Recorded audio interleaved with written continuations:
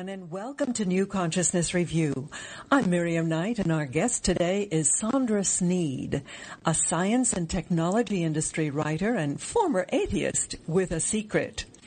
All the years she spent interviewing scientists and engineers, translating their high-minded knowledge for laypersons, she has also been interviewing the highest mind, the creator of the universe. And she has recorded these conversations in her new book, What to Do When You're Dead. A former atheist interviews the source of infinite being. Welcome, Sondra. Thank you very much for having me. I'm very excited to be here. Well, this is such an intriguing book, and I have to say I found it a real challenge because it uses its own taxonomy, and I had to read every word. You know, sometimes you can skim and so on, but not with this book. So, as an atheist, presumably you did not believe in the existence of God when these conversations started. What convinced you that you were talking to God?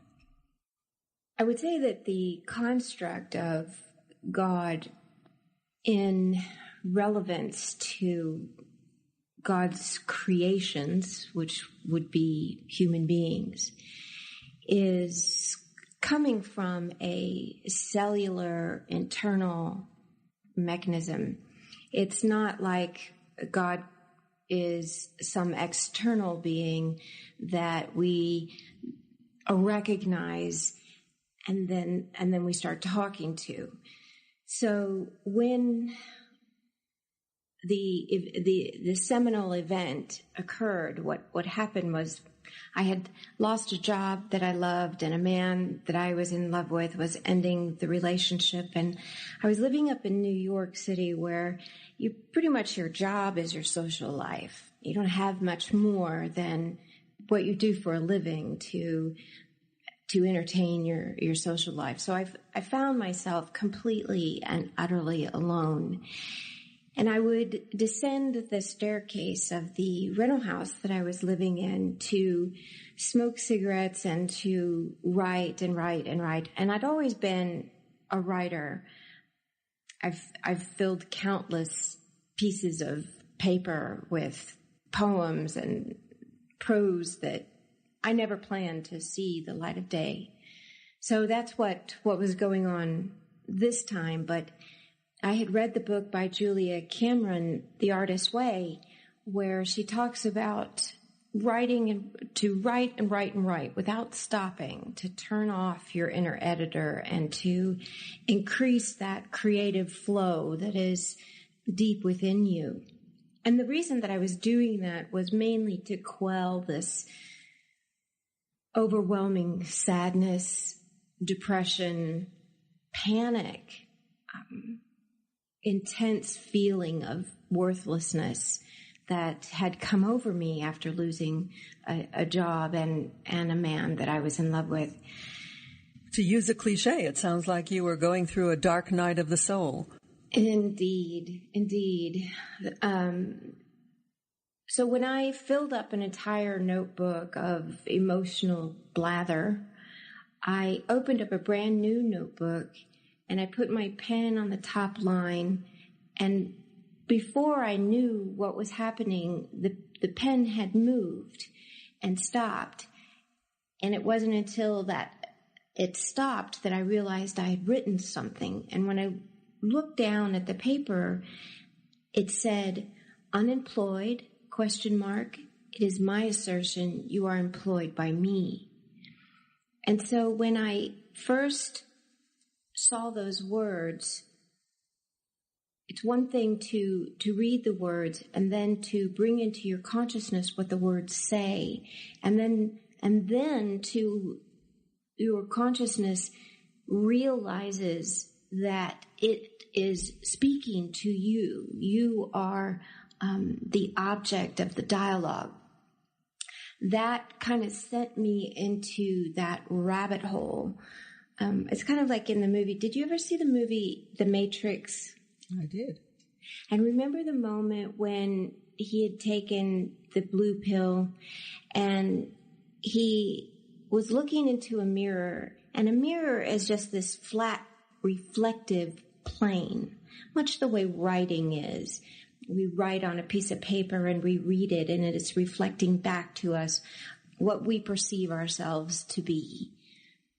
But then he puts his finger in the mirror, and it responds to him like water responds.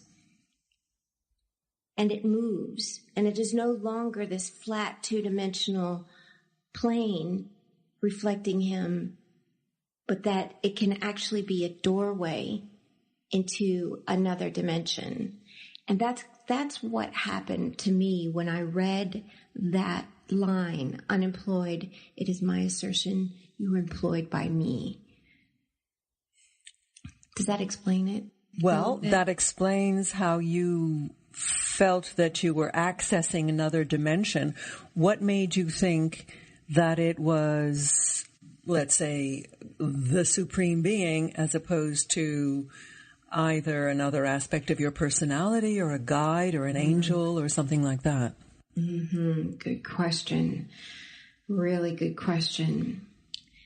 The presence in the room was so enormous that it wasn't like a feeling of another protective being walking alongside me, but a being that I was contained within and contained within me, so that there was no separation between me and this form of being.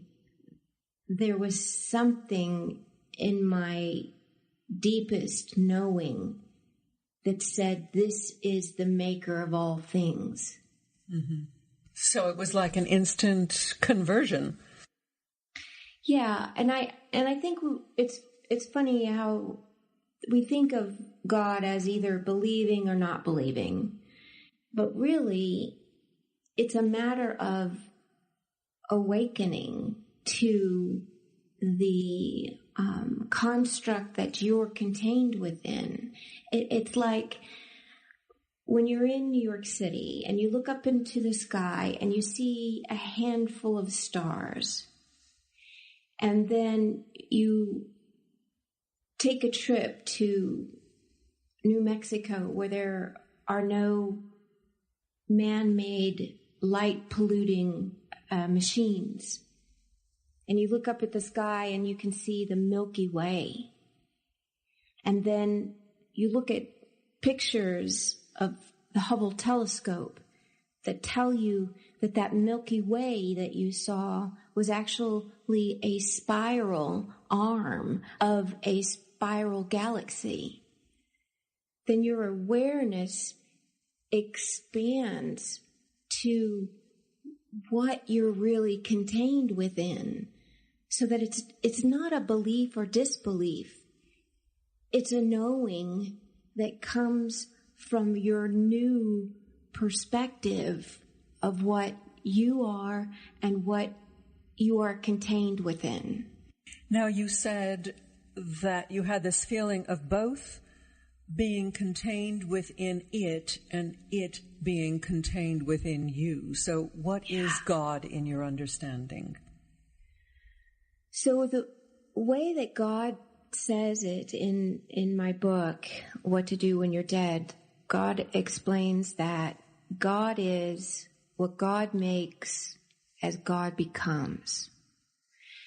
So in the moment, for instance, of the Big Bang, this was when God became aware of God's self.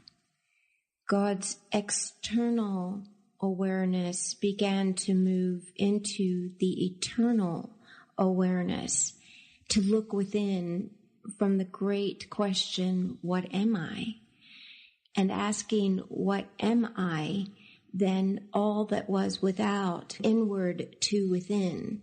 And in that within state, the singular cell of God then split in a nucleus and exploded with enormous energy and magnitude. that everything since that moment has been calling back to God, answering God's question, what am I? Answering the question, I am this, I am that, I am a lion, I am a tiger, I am a whale in the ocean. All of these beings are God, calling back to the original question God asked, what am I?